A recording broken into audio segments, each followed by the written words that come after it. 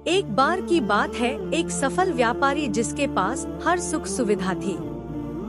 धन दौलत के तो मानो भंडार लगे हो। शहर में उस व्यापारी से बड़ा कोई नहीं था। यह सब धन दौलत व्यापारी ने स्वयं मेहनत करके कमाई थी। उसने रात दिन मेहनत की, व्यापार को समझा, व्यापार को बढ़ाया और ना जाने कितनी कोशिश की, तब जाकर वह इस मुकाम पर पहुंच पाया था। व्यापारी बहुत दयालु प्रवृत्ति का था। वह हमेशा धार्मिक कार्य किया करता और दान भी दिया करता था। व्यापारी की एक लड़की थी जो विदेश में पढ़ा करती और एक लड़का था जो पढ़ाई पूरी करके व्यापार करने आया था। व्यापारी ने देखा कि उसका लड़का बेवजह ही अधिक खर्च करता है और जब भी कोई कर्मचारी अथवा कोई अन्य व्यक्ति भिखारी कुछ भी मांगता है तो वह बिना सोचे समझे दे देता है।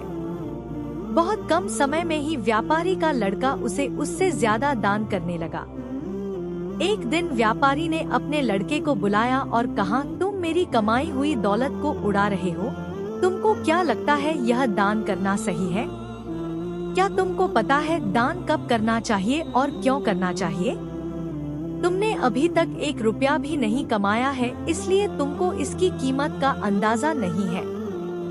पहले तुम कर्मचारी की तरह पूरा महीना काम करोगे, उसके बाद जो पैसे तुम्हें तनख्वाह के रूप में मिलेंगे उससे तुम दान करना, फिर देखना तुम्हें मेरी बात समझ में आ जाएगी।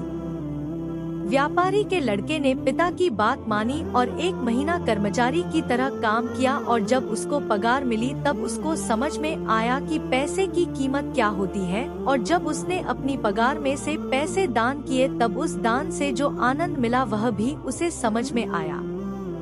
व्यापारी के लड़के ने इससे पहले जो भी दान दिया था उससे ज्यादा खुशी उसको बहुत कम पैसे जो उसने 1 महीना मेहनत करके कमाए थे वह देने में मिला। व्यापारी ने समझदारी से अपने लड़के को पैसों की कीमत और दान के महत्व के बारे में समझा दिया।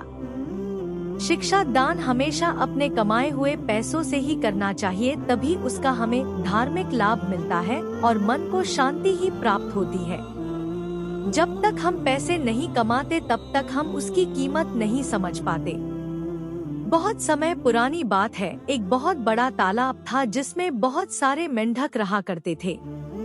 उसी तालाब में एक बहुत ऊंचा और चिकना खम्मा लगा हुआ था। एक दिन तालाब के सभी मेंढकों ने मिलकर यह योजना बनाई कि इस खंभे पर चढ़ने की रेस लगाई जाए और जो भी यह रेस जीते वह सबसे बड़ा विजेता कहलाए। ज्ञान देने वाली कहानी। रेस का वक्त तय किया गया और सभी मेंढक जो प्रतियोगिता में हिस्सा लेना चाहते थे तैयार हो गए। सभी ने एक साथ कोशिश करना प्रारंभ कर दिया और कुछ समय बाद लगभग सभी को यह लगने लगा कि यह रेस असंभव है। इस खंभे पर चढ़ना नामुमकिन है। धीरे धीरे करके मेंढक उतरने लगे और कोशिश करना बंद करने लगे। जो मेंढक 2-3 चढ़ा और गिर जाता वह रेस से बाहर ही हो जाता, फिर वह दोबारा कोशिश नहीं करता। ज्ञान देने वाली कहानी।